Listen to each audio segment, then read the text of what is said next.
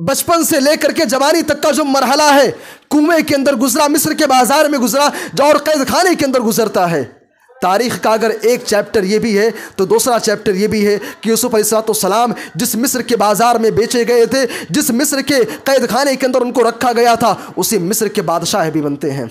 इंसान हम ज़रूर भी ज़रूर आजमाएंगे। आजमाइश की सूरतें अलग अलग होंगी। कभी डर के ज़रिए से आजमाया जाएगा, कभी खौफ के ज़रिए से आजमाया जाएगा, कभी रोज़ी रोटी के अंदर कमी करके आजमाया जाएगा, कभी पानी के ज़रिए से तुम्हारा इम्तिहान ले लिया जाएगा, कभी सियासी तौर पे तुम्हारा इम्तिहान होगा, तो कभी दीनी एतबार से तुम्हारा इम्तिहान होगा, कभी मसाजिद और मदरसों की ज़िम्मेदारी दे करके तुम्हारा इम्तिहान लिया जाएगा, तो कभी कौम और समाज की ज़िम्मेदारी दे करके तुम्हारा इम्तिहान लिया जाएगा। मुसीबतें हमको डराने के लिए नहीं आती हैं, बल्कि मुसीबतें तो ईमान वालों को, मुसलमानों को मजबूत करने के लिए आती हैं। तुम सोए हुए थे, अब मुसीबतें तुम्हारे सामने हैं, बेदार हो जाओ और डट करके मुसीबतों का मुकाबला करो। मुसीबतें हमको बुज़दिल बनाने के लिए नहीं, कमज़ोर करने के लिए नहीं, मुसीबतें हमको मजबूत ताकतवर बनाने के लिए।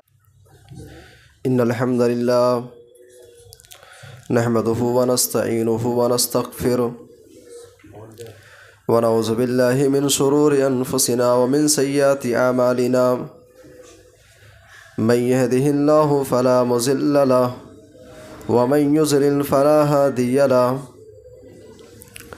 व अशहदु अल्ला इलाहा इल्लल्लाहु वहदहु ला शरीका लहु व अशहदु अन्न मुहम्मदन अब्दुहु व रसूलुहु। या अय्युहल्लज़ीना आमनुत्तक़ुल्लाह हक़्क़ तुक़ातिही व ला तमूतुन्न इल्ला व अंतुम मुस्लिमून।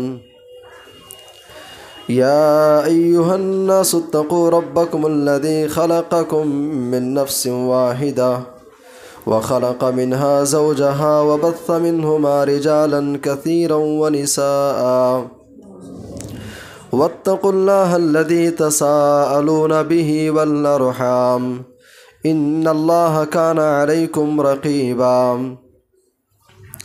या अय्युहल्लज़ीना आमनुत्तक़ुल्लाह वक़ूलू क़ौलन सदीदा युस्लिह लकुम अअमालकुम व यग़फ़िर लकुम ज़ुनूबकुम व मन युतिइल्लाह व रसूलहु फ़क़द फ़ाज़ फ़ौज़न अज़ीमा।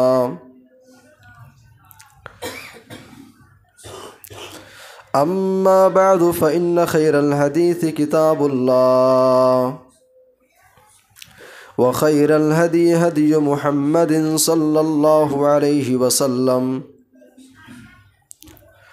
व शर्रल उमूरि मुहदसातुहा व कुल्ल मुहदसतिन बिदअ व कुल्ल बिदअतिन ज़लालह व कुल्ल ज़लालतिन फिन्नार। फ़अऊज़ु बिल्लाहि मिनश शैतानिर रजीम बिस्मिल्लाहिर रहमानिर रहीम।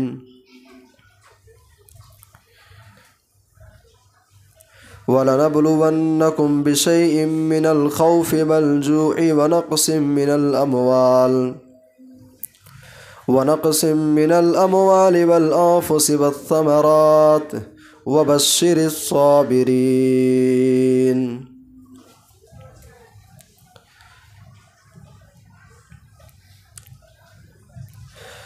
शोर है हो गए दुनिया से मुसलमान आबूद, शोर है हो गए दुनिया से मुसलमान आबूद। हम ये कहते हैं कि थे भी कहीं मुस्लिम मौजूद। वज़ा में तुम हो नसारा तो तमद्दुन में हुनूद। ये मुसलमान हैं जिन्हें देख के शर्माए यहूद। मुअज़्ज़ज़ हाज़िरीन जुमा, दीनी व इस्लामी भाइयों, नौजवान साथियों, आज के इस खुतबे जुमा में जिस मौजू के ताल्लुक़ से इंशाअल्लाह हम बात करेंगे वह उन्वान है आज़माइश और क़ुरानी उसूल। इब्तिला व आज़माइश के ताल्लुक़ से क़ुरान हकीम की क्या तालीमात हैं, क्या रहनुमाई है, उसी को हम जानने की कोशिश करेंगे। जब आप कुरान हकीम का मुताला करेंगे, इंसानी ज़िंदगी के अंदर जो मुसीबतें आती हैं, जो परेशानियां आती हैं, परेशानी चाहे किसी भी लेवल की हो, सोसाइटी लेवल पर हो, डिस्ट्रिक्ट लेवल पर हो, या वो फिर सिटी लेवल पर हो, कंट्री लेवल पर हो, मुसीबत किसी भी अंदाज़ में हो, चाहे दीनी एतबार से हो, दुनियावी एतबार से हो, सियासी तौर पर हो, हमारी और आपकी ज़िंदगी के अंदर जो मुसीबतें आती हैं, जो परेशानियां आती हैं, कुरान हकीम इस ताल्लुक़ से सबसे पहला उसूल ये बयान करता है कि हर इंसान की ज़िंदगी के अंदर आज़माइश हर इंसान की ज़िंदगी का एक लाजिमा है। सूरतुल बकरा की एक आयत आपके सामने पढ़ी गई है, उस आयत करीमा पे आप ज़रा गौर करें। वलनब्लुवन्नकुम बिशैइन मिनल खौफि वल जूइ व नक़सिम मिनल अमवाल। कुरान हकीम कहता है कि लोगों, हम तुमको ज़रूर भी ज़रूर आज़माएंगे। वलनब्लुवन्नकुम बिशैइन मिनल खौफि वल जूइ, आज़माइश की सूरत क्या होगी, शक्ल क्या होगी? कभी हम तुमको डर के ज़रिए से आज़माएंगे, कभी खौफ के ज़रिए से तुमको आज़माएंगे।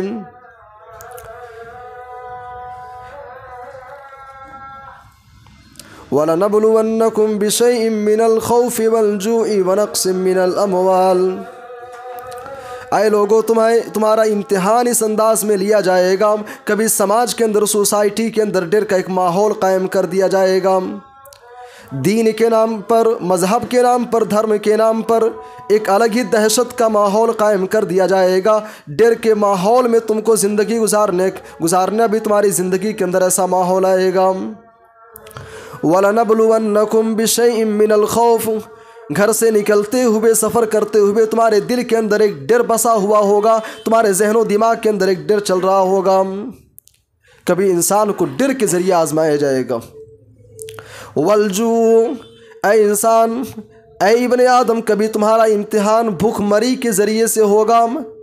रोज़ी रोटी की बरकत अल्लाह छीन लेगा, पैदावार के अंदर कमी कर दी जाएगी, भूखमरी के ज़रिए से तुमको आज़माया जाएगा। दाने दाने के मोहताज बना दिए जाओगे, खाने के लाले पड़ जाएंगे, भूख के ज़रिए से तुम्हारा इम्तिहान लिया जाएगा। बिशैइन मिनल खौफि वल जूइ व नक़सिम मिनल अमवाल, कभी इम्तिहान बागात के अंदर, खेतियों के अंदर पैदावार में कमी करके तुम्हारा इम्तिहान लिया जाएगा। व नक़सिम मिनल अमवाल वल अंफुसि वस्समरात, कभी तुम्हारा इम्तिहान जानों के अंदर कमी करके भी लिया जाएगा, लोगों की जानें ले ली जाएंगी, जान से मार दिया जाएगा। वनक़सिम मिनल अमवाल वल अंफुसि वस्समरात, जगह जगह पर लोगों के मारे जाने के हादसात तुम्हारे सामने पेश आएंगे, कभी किसी बीमारी की सूरत में, कभी बम ब्लास्ट की सूरत में, कभी फितने और फसाद की सूरत में लोगों की जानों को छीन लिया जाएगा, लोगों को जान से मार दिया जाएगा। वनक़सिम मिनल अमवाल वल अंफुसि वस्समरात, कुरान हकीम इस आयत करीमा के अंदर 5 चीज़ों का जिक्र करता है। आज़माइश तुम्हारी ज़िंदगी के अंदर आएगी और आज़माइश की सूरतें अलग होंगी। कभी डर का माहौल होगा, कभी भूखमरी कायम कर दी जाएगी, कभी लोगों की जानें ले ली जाएंगी। इंसान शांति से खा पी करके रात में सोता है और अचानक रात में ऐसा फसाद और ऐसा माहौल कायम कर दिया जाता है, पूरे शहर के अंदर भगदड़ मचा है, लाखों लोगों की जानें चली जाती हैं। कभी जान के अंदर कमी करके इम्तिहान होगा, फलों में कमी करके इम्तिहान लिया जाएगा, बिज़नेस और कारोबार के अंदर मंदी पड़ जाएगी, बिज़नेस और कारोबार नहीं चलेंगे, मुख्तलिफ़ तरीक़े से कुरान कहता है इंसान का इम्तिहान लिया जाएगा। और जब आप कुरान पढ़ेंगे, इंसानी ज़िंदगी के अंदर आजमाइशें कैसे कैसे आती हैं, कुरान हकीम बहुत सारी बातें जिक्र करता है। मैं 2 चीज़ें आपके सामने रखता हूँ। अल्लाह तबारक व तआला ने इब्ने आदम का इम्तिहान जो है पानी के ज़रिए से लिया है। आप सोच नहीं सकते हैं कि पानी भी हमारे लिए इम्तिहान का ज़रिया बनेगा। दुनिया के अंदर एक कौम गुजरी है, बनी इसराइल। बनी इसराइल के अंदर एक शख्स गुजरा है, एक लड़ाई और एक वाक़या पेश आया है तालूत और जालूत का। तालूत और जालूत का जब वाक़या आप पढ़ेंगे जब तालूत जालूत से मुकाबले के लिए निकलता है, फलम्मा फसला तालूत बिल जुनूद क़ाल इन्नल्लाह मुब्तलीकुम बिनहर, तालूत ने अपने साथियों से कहा कि देखो अल्लाह ताला तुम्हारा इम्तिहान लेगा। मुब्तलीकुम बिनहर, एक नहर के ज़रिए से अल्लाह तुम्हारा इम्तिहान लेगा। फमन शरिब मिन्हु फलैसा मिन्नी, जंग के लिए जा रहे हो, सख्त गर्मी का ज़माना है, प्यास लगी है, सामने नहर है लेकिन पानी नहीं पीना है, उस नहर से पानी नहीं पीना है। फमन शरिब मिन्हु फलैसा मिन्नी, जिसने उसमें से पानी पी लिया उससे उसका मुझसे कोई ताल्लुक़ नहीं है। वमन लम यतअमहु फ़इन्नहु मिन्नी इल्ला मन इग़तरफ़ ग़ुरफ़तन बियदी, हाँ अगर कोई शख्स एक दो घूंट पानी पी ले तब तो कोई बात नहीं है। तालूत और जालूत के वाक़े में अल्लाह ने उस कौम का पानी के ज़रिए से इम्तिहान लिया। एक और वाक़या अपने सामने रखें, बनी इसराइल ही के अंदर एक वाक़या पेश आया है सनीचर वालों का। वसअलुहुम अनिल क़रियतिल्लती कानत हाज़िरतल बहर, कुरान हकीम कहता है कि ऐ लोगों, ज़रा उस बस्ती के बारे में लोगों से सवाल तो करो, उस बस्ती के बारे में लोगों से पूछो जो साहिल समंदर पर आबाद थे, जो समंदर के किनारे रहा करते थे, जिनका कारोबार, जिनका बिजनेस मछलियों को शिकार करना, मछलियों को बेचना था।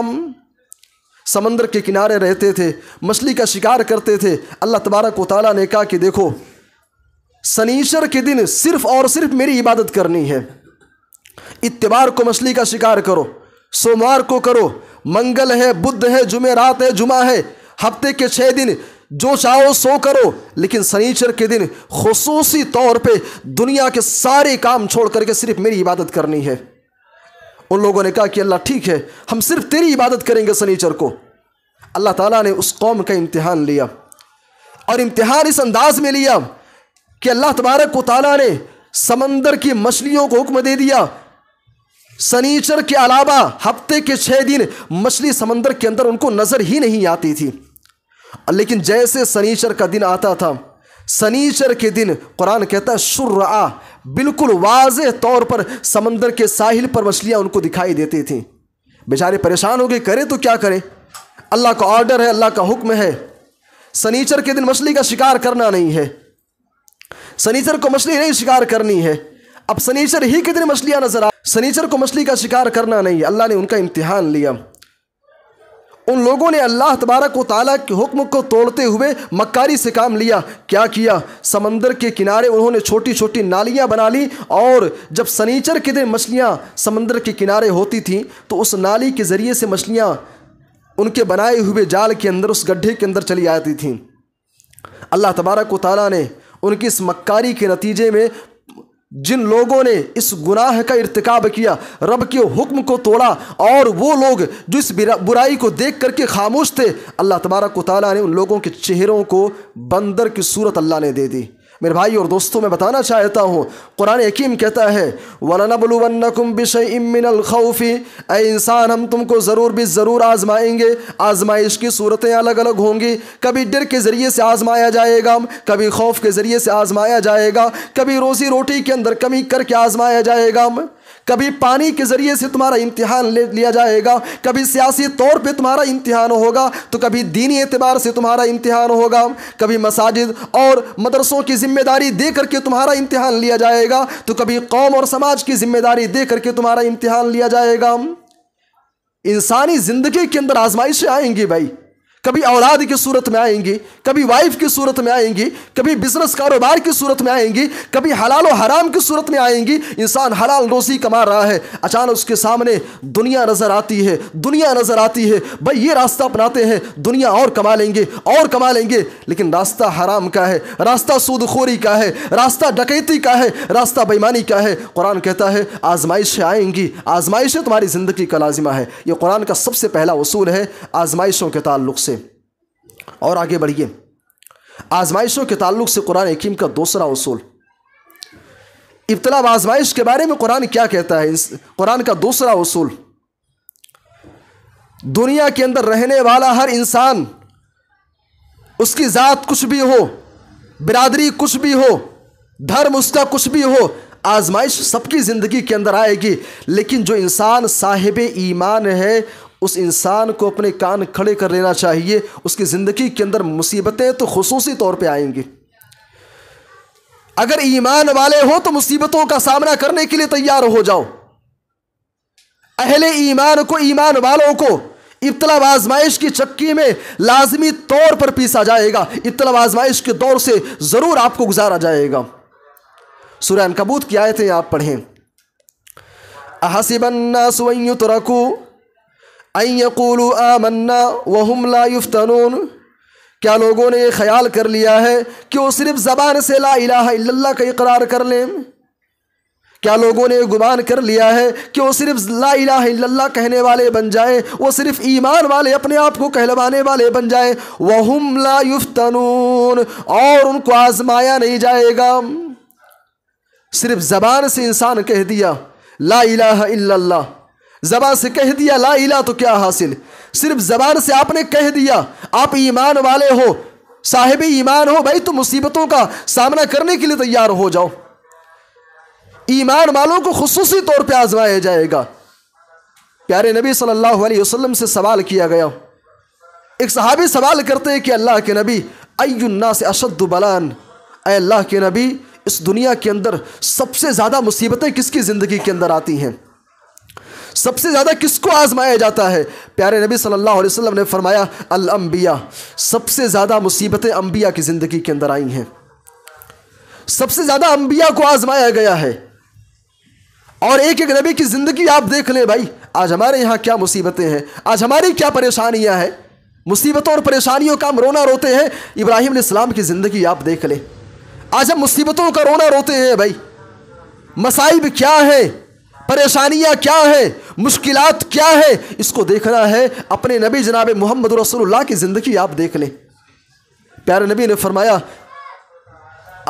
दुनिया के अंदर सबसे ज़्यादा अगर किसी को आजमाया गया, अल अंबिया, सबसे ज़्यादा अंबिया को सताया गया। उसके बाद प्यारे नबी ने जो जुमले कहे वही मैं समझाना चाहता हूँ। प्यारे नबी ने फरमाया सुम्मल अमसल फल अमसल, फिर इंसान, जो भी इंसान नबी के नक्शे कदम पर, अंबिया के नक्शे कदम पर चलने वाला होगा, उसको उतना ही आजमाया जाएगा, उसकी ज़िंदगी के अंदर उतनी मुसीबतें आएंगी। अंबिया के नक्शे कदम पर चलने वाले आप हैं भाई, मुबारकबाद के मुस्तहिक हैं आप। एक ऐसे माहौल के अंदर हम और आप रहते हैं जहां अल्लाह को छोड़ करके गैरों की पूजा होती है। हम और आप एक ऐसे मुल्क के अंदर, एक ऐसे माहौल के अंदर रहते हैं जहां एक बहुत बड़ी जमीयत ऐसी है, एक बहुत बड़ी तादाद ऐसी है जो गैरों के सामने अपनी पेशानी को टेकने वाली है। शिर्क के इस माहौल में अगर अल्लाह वाहिद के सामने अपनी पेशानी को झुकाने वाले आप हैं तो मुबारकबाद के मुस्तहिक हैं। और अगर आप ऐसे हैं, अंबिया के नक्शे कदम पर चलने वाले हैं, तौहीद वाले हैं, ईमान वाले हैं, तो फिर मुसीबतों का सामना करने के लिए तैयार हो जाएं। फिर मुसीबतें आपकी ज़िंदगी के अंदर आएंगी भाई। कुरान हकीम का दूसरा उसूल है, ईमान वालों को खुसूसी तौर पे आजमाया जाएगा। और आगे बढ़िए, तीसरा उसूल कुरान हकीम का, कुरान हकीम कहता है, सूरतुर रूम आप उठाइए, ज़हरल फसादु फिल बर्रि वल बहरि बिमा कसबत अयदिन नास, ऐ लोगों इस रोए ज़मीन के ऊपर, चाहे खुश्की हो चाहे तरी हो, चाहे समंदर हो चाहे खुश्की हो, इस दुनिया के अंदर जहाँ भी तुमको फितने नज़र आ रहे हैं, जहाँ भी तुमको फसाद नज़र आ रहा है, इस रोए ज़मीन के ऊपर जहाँ भी तुमको फितने और फसादात तुमको दिखाई दे रहे हैं, बिमा कसबत अयदिन नास, ये लोगों की अपनी बदआमालियों का नतीजा है। बिमा कसबत अयदिन नास, कुरान का ये तीसरा उसूल है भाई। अल्लाह की ज़ात अरहमुर राहिमीन है, अल्लाह रहम करने वाली ज़ात है अल्लाह की। अल्लाह इंसान पर जुल्म करने वाला नहीं, अल्लाह जालिम नहीं है।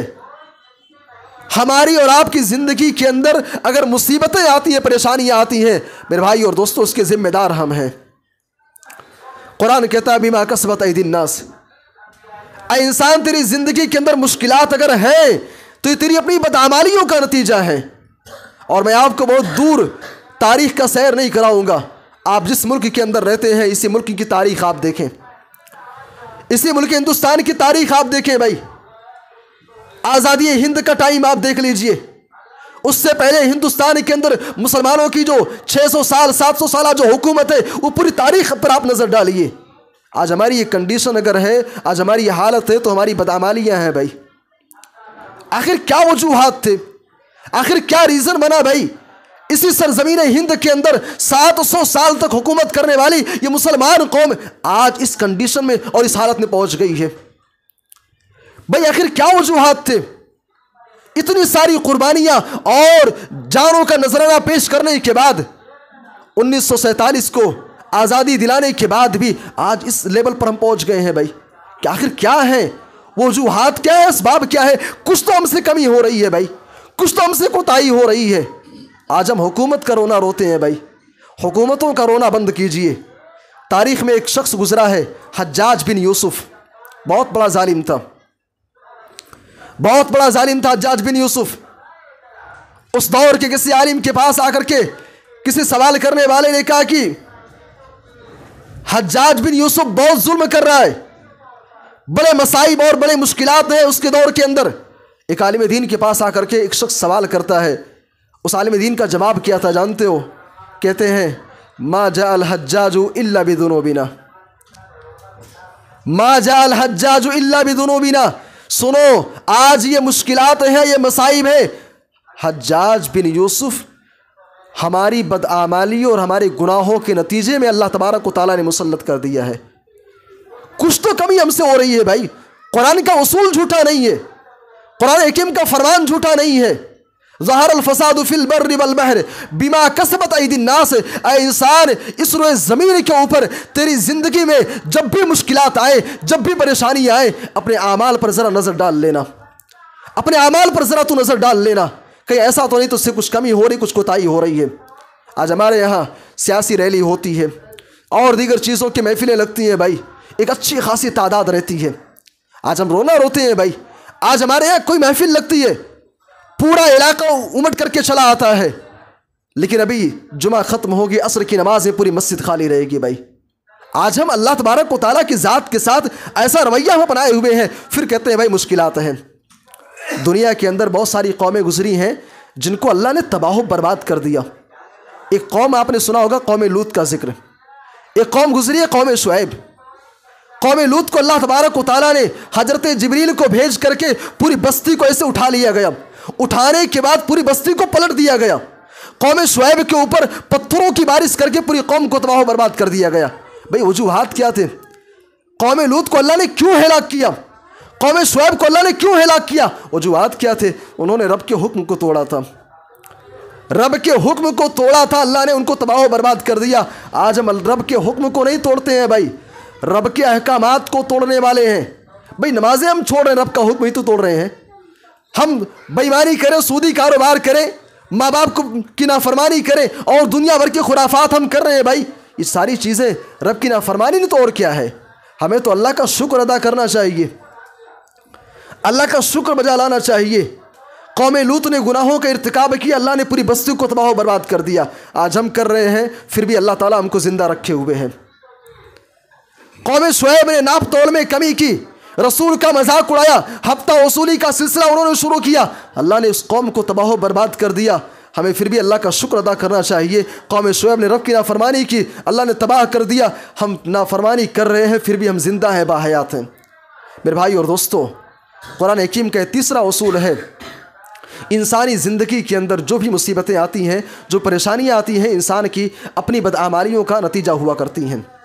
और आगे बढ़िए, इब्तिला व आज़माइश के बारे में कुरान हकीम का चौथा उसूल, कुरान हकीम कहता है कि ऐ इंसान, तेरी ज़िंदगी के अंदर जो मुसीबतें आती हैं, जो परेशानियाँ आती हैं, इन्ना मअल उसरि युसरा, अगर तुम्हारी ज़िंदगी के अंदर मुसीबतें आती हैं, परेशान हो, मुश्किलात के दौर से गुजर रहे हो, तो ये चीज़ याद रखो, हर तंगी के साथ आसानी है, हर तंगी के साथ आसानी है। ये कुरान हकीम का चौथा उसूल है, आजमाइशों के ताल्लुक़ से, मुश्किलात के ताल्लुक़ से। आज अगर परेशानी है तो आपको जो भी अमली तदबीरात इख्तियार करनी आप इख्तियार कीजिए, लेकिन साथ ही साथ याद रखिए, इस तंगी के बाद इंशाअल्लाह फिर खुशी के अय्याम ज़रूर आएंगे, आसानी के अय्याम ज़रूर आएंगे। इन्ना मअल उसरि युसरा। आप सहाबा की ज़िंदगी आप देख लें भाई, अल्लाह के नबी सल्लल्लाहु अलैहि वसल्लम 40 साल की उम्र में नबी बनाए गए। मक्का मुकर्रमा की 13 साल की ज़िंदगी का आप जायज़ा ले लें। 13 साल अल्लाह के नबी सल्लल्लाहु अलैहि वसल्लम पर जुल्म व सितम की कौन सी खेल नहीं खेले गए। प्यारे नबी सल्लल्लाहु अलैहि वसल्लम के साथ जुल्म व सितम के वो कौन से पहाड़ हैं जो नहीं तोड़े गए। अल्लाह के नबी को गालियाँ दी गई। अल्लाह के नबी सल्लल्लाहु अलैहि वसल्लम को दीवाना मजनू भी कहा गया। उस 13 साल की मक्की ज़िंदगी के अंदर प्यारे नबी सल्लल्लाहु अलैहि वसल्लम को पत्थरों से भी मारा गया। उसी 13 साल ज़िंदगी के अंदर 3 सालों के लिए अल्लाह के नबी सल्लल्लाहु अलैहि वसल्लम को सहाबे किराम को शेबे अबी तालिब के अंदर बंद कर दिया गया 3 सालों तक। भाई आज की ज़बान में आप कह सकते हैं कि लॉकडाउन का दौर था। हमारे यहाँ फिर भी लॉकडाउन था भाई, कुछ चीज़ें हमको बाहर से मिल जाती थी। वह ऐसा लॉकडाउन था और ऐसी मुसीबत थी मुसलमानों के लिए कि उनको बाहर से कोई सामान भी मिलने वाला नहीं था। दरख्तों के पत्ते चबाए थे प्यारे नबी ने, प्यारे नबी के सहाबा ने। कितना मुश्किल दौर था भाई। अपने आप को साहिब ईमान कहना जुर्म था। अगर किसी के बारे में जर्रा बराबर ये भनक मिल जाती थी कि जनाब मोहम्मद रसूलुल्लाह के लाए हुए दीन पर अमल करने वाला है, बिलाल हबशी को आप देख लें, अम्मार यासिर को आप देख लें, उस्मान इब्न अफ़्फ़ान को आप देख लें, सहाबे किराम को देखिए भाई, खब्बाब इब्न अरत रज़ी अल्लाह तआला अन्हु। कभी टाइम मिले मैं नौजवानों से कहना चाहता हूँ, आज जिस दौर से हम गुजर रहे हैं, नौजवानों अपने औकात को, अपनी जवानी को जहाँ पर सर्फ कर रहे हो, खब्बाब इब्न अरत रज़ी अल्लाह तआला अन्हु की ज़िंदगी आप देख लें। तकरीबन 18 साल की उम्र थी, 18 साल की उम्र थी तकरीबन। खब्बाब इब्न अरत रज़ी अल्लाह तआला अन्हु लोहे का अंगारा गर्म करके उनके कमर पर रखा जाता था। क्या मुश्किलात थे भाई, कितनी मुसीबतें उठाई साहबा ने। और बात यहीं पर ख़त्म नहीं होती है। 13 साल की मक्की ज़िंदगी गुजारने के बाद अल्लाह के नबी जनाब मोहम्मद रसूलुल्लाह सल्लल्लाहु अलैहि वसल्लम जब वहाँ से निकलते हैं, मदीना आते हैं। मदीना की जो 8 साल ज़िंदगी है, वो 8 साल ज़िंदगी भी भाई कोई मामूली ज़िंदगी नहीं थी। ग़ज़वे बद्र पेश आता है, ग़ज़वे उहुद पेश आता है, उसके बाद ग़ज़वे खंदक पेश आता है। उसी 8 साल ज़िंदगी के अंदर प्यारे नबी सल्लल्लाहु अलैहि वसल्लम को, सहाबे किराम को सुकून से बैठने नहीं दिया गया। 8 साल ज़िंदगी भी लड़ाई करने में, जंग करने में गुजरी है। क्या मुश्किलात थे भाई। लेकिन तारीख़ का एक चैप्टर ये भी है, सन 8 हिजरी में फातिहाना तौर पर मुसलमान मक्के मुकर्रमा के अंदर दाखिल होते हैं। इन्ना माल उसरी युसरा। आज तंगी है, परेशानी है, तो इंशाअल्लाह फिर कल आसानी भी आएगी। कुरान हकीम के अंदर एक वाक़या आपको मिलेगा हज़रत यूसुफ़ अलैहिस्सलाम का। हज़रत यूसुफ़ अलैहिस्सलाम भाई याकूब अलैहिस्सलाम के बेटे हैं। भाइयों ने हसद और जलन के मारे यूसुफ़ अलैहिस्सलाम को ले जाकर के कुएं में डाल दिया। और जब कुएं में डाला, उनको कोई 40-50 साल की उम्र नहीं थी उनकी, एक छोटे से लड़के थे। कुएं में डाल दिया गया, मुसीबत थी भाई। कुएं से निकाले गए, बात यही ख़त्म नहीं होती है। ले जाकर के मिस्र के बाज़ार में उनको बेच दिया गया। और जब मिस्र के बाज़ार के अंदर बेचा गया, अजीज़ मिस्र के महल में पहुँचते हैं, वहाँ पर भी उनको सुकून मिलने वाला नहीं है। वहाँ से फिर कैद खाने के अंदर डाल दिया गया। भाई जवानी, बचपन से लेकर के जवानी तक का जो मरहला है, कुएं के अंदर गुजरा, मिस्र के बाजार में गुजरा, और कैद खाने के अंदर गुजरता है। तारीख़ का अगर एक चैप्टर ये भी है, तो दूसरा चैप्टर ये भी है कि यूसुफ़ अलैहिस्सलाम जिस मिस्र के बाज़ार में बेचे गए थे, जिस मिस्र के कैद खाने के अंदर उनको रखा गया था, उसी मिस्र के बादशाह भी बनते हैं। इन्ना माल उसरी युसरा। आज अगर तंगी है, आज अगर परेशानी है, तो इंशाअल्लाह अल्लाह की ज़ात से यकीन होना चाहिए, हमारा एतमाद होना चाहिए कि अल्लाह तबारक व तआला ज़रूर हालात को बदलेगा, ज़रूर अल्लाह हालात को बदलेगा। याद रखिए, हुकूमतों के बदलने से हालात नहीं बदलते हैं, हमारे और आपके आमाल के बदलने से हालात बदलते हैं। अल्लाह तबारक व तआला से रिश्ता और ताल्लुक़ जोड़ने से हालात बदलते हैं। भाई ग़ज़वे बद्र आपके सामने है, ये वाक़या बताने की ज़रूरत नहीं है। हुकूमतों के बदलने से हालात नहीं बदलने वाले, हमारी और आपके आमाल से और अल्लाह तबारक व तआला से ताल्लुक़ जोड़ने से हमारे हालात बदलेंगे। सहाबे किराम 313 की तादाद में थे, 313। और 313 कोई नौजवानों की जमात नहीं थी। मुफस्सिरीन लिखते हैं, मुअर्रिखीन लिखते हैं, सीरत निगारों ने लिखा है, 313 की जो तादाद थी, 313 की तादाद में बूढ़ों को इकट्ठा किया गया, जवानों को इकट्ठा किया गया, बच्चों को इकट्ठा किया गया, तब जाकर के 313 की तादाद पहुंची थी। 313,000 पर गालिब आए थे भाई। वजह क्या थी? वजह ये थी कि उनका ताल्लुक़ अल्लाह तबारक व तआला से था।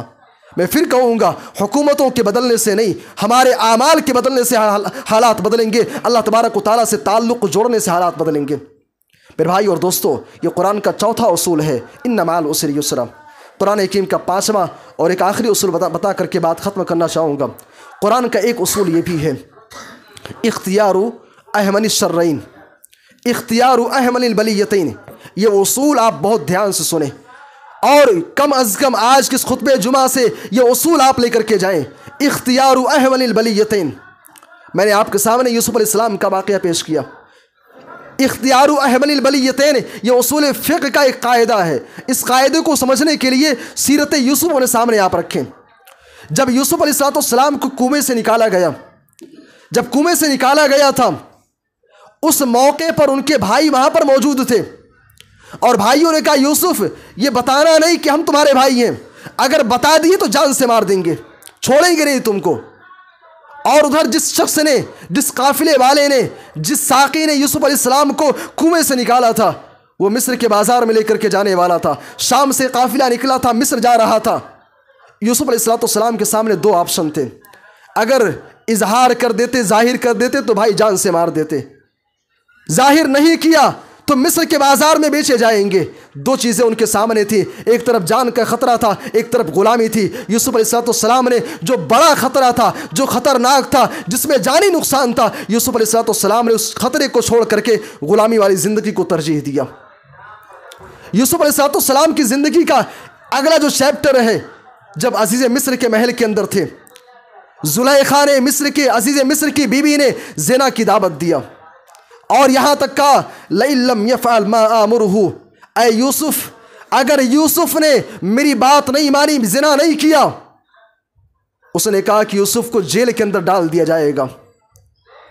अब भाई एक तरफ ज़िना का रास्ता था, एक तरफ था बात नहीं मानेंगे तो जेल है, एक तरफ जेल है और एक तरफ ज़िना है, ख़तरनाक गुनाह है, जहन्नम तक पहुँचाने वाला गुनाह है। यूसुफ अलैहिस्सलाम ने अल्लाह से दुआ की, ऐ रब्बिल जलाल रब्बिस्सिज्नु अहब्बु इलैया मिम्मा यदऊननी इलैहि, ऐ अल्लाह जिस चीज़ की तरफ मुझे ये बुला रही हैं उसके मुकाबले में जेल के अंदर जाना मुझे ज़्यादा महबूब, ज़्यादा पसंदीदा है।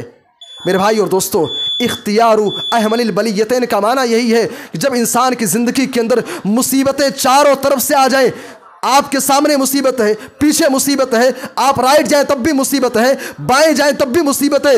जब इंसान मुसीबतों और परेशानियों के घेरे के अंदर घिर चुका हो, कुरान कहता है ऐसे मौके पर इंसान को अक्लमंदी से काम लेना है, दानिशमंदी से काम लेना है। किस समत जाऊंगा मुसीबतें ज़्यादा हैं, किस समत जाऊंगा मुसीबतें कम है। एक तरफ शिर्क का रास्ता है, एक तरफ झूठ है, झूठ के रास्ते पर जाओगे ये भी गुनाह है, शिर्क के रास्ते पर जाओगे ये भी गुनाह है, लेकिन शिर्क का रास्ता हमेशा हमेशा के लिए तुमको जहन्नम के अंदर पहुंचा देगा। झूठ का रास्ता गुनाह का रास्ता है, नाफरमानी का रास्ता है, ये भी गलत है, लेकिन इस गुनाह के इर्तिकाब के नतीजे में हो सकता है तुमको माफ़ी मिल जाए, लेकिन शिर्क का इर्तिकाब करने से माफ़ी नहीं मिलने वाली है। मेरे भाई और दोस्तों, मैं कहना क्या चाहता हूँ, बताना क्या चाहता हूँ, वो चीज़ें आप समझ रहे हैं। कुरान हकीम का ये पाँचवा उसूल है, इख्तियारु अहमनिल बलियतैन। सामने किराम में चंद चीज़ें हैं इब्तिला व आज़माइश के ताल्लुक़ से कुरान के 5 उसूल आपके सामने बयान किए गए। अल्लाह ताला से दुआ है कि अल्लाह ताला हम सबको तमाम किस्म के दुनियावी, दीनी और हर एतबार से आने वाले मुश्किलात और मसाइब का डट करके सामना करने की तौफीक दे।